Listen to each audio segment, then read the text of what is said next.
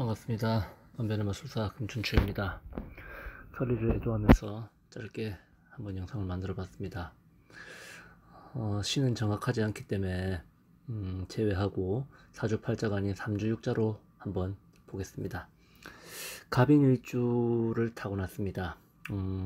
강소라 사주랑 비슷하게 갑인일주는 멀리서도 눈에 띌 만큼 주목받은 사람이라고 합니다.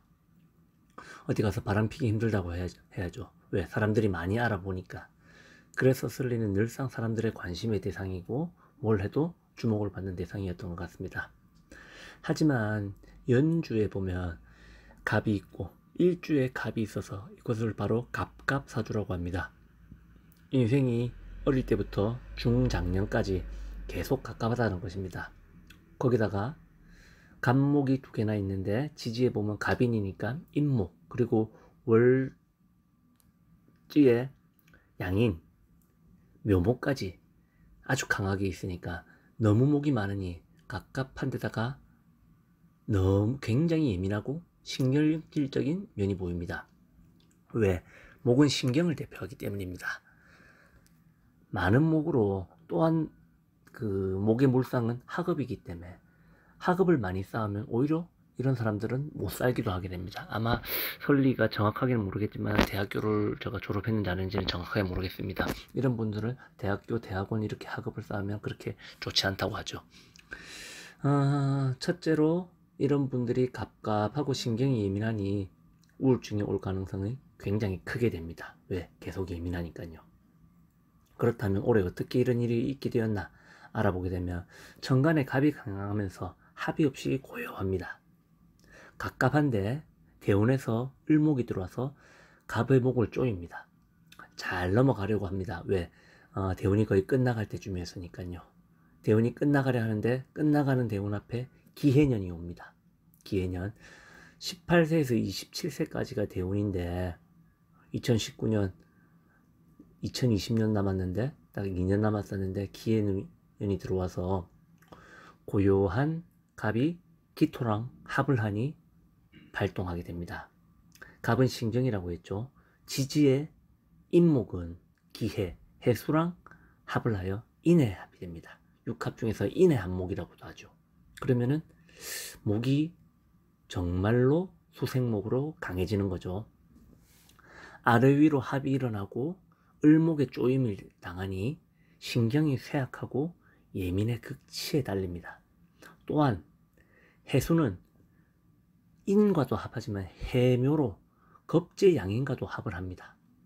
양인이 발동하니 겁재가 발동하는 것이고 그것은 파재, 파산, 사기, 금전적 피해 이런 거하고 또는 양인이니까 잔혹함을 뜻합니다. 상잔, 상처, 죽음, 살해를 당한다 이런 뜻이죠.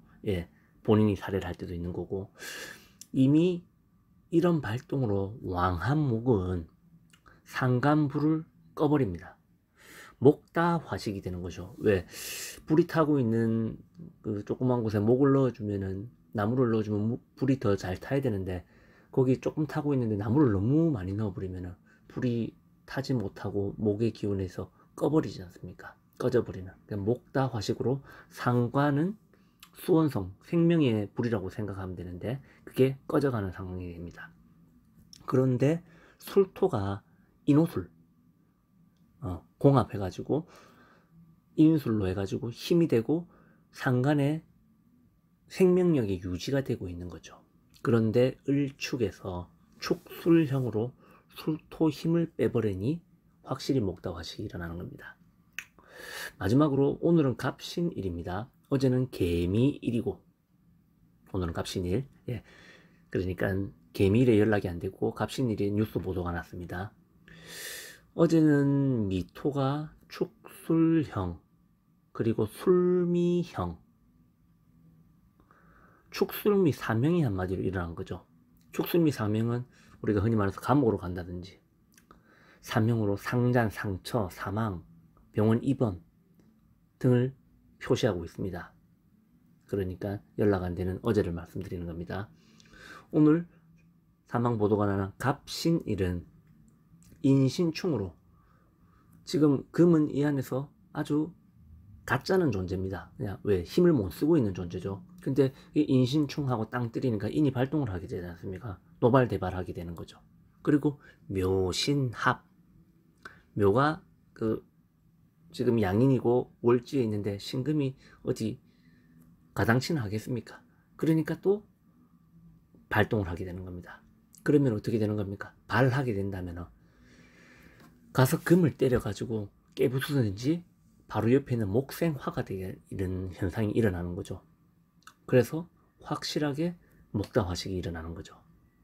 연출이 되는 겁니다. 아름다운 꽃 한 송이라고 할 수 있는 간목에 피어있는 상관이지 않습니까? 그러니까 보통 간목에는 병화가 피면 아주 큰 꽃이라고 하는데 정화가 피었으니까 이쁜 작은 꽃이라고 할 수 있는 거죠. 아름다운 꽃 한 송이가 나무들의 등살에 못 이겨서 그냥 꺾여버리고 마는 겁니다.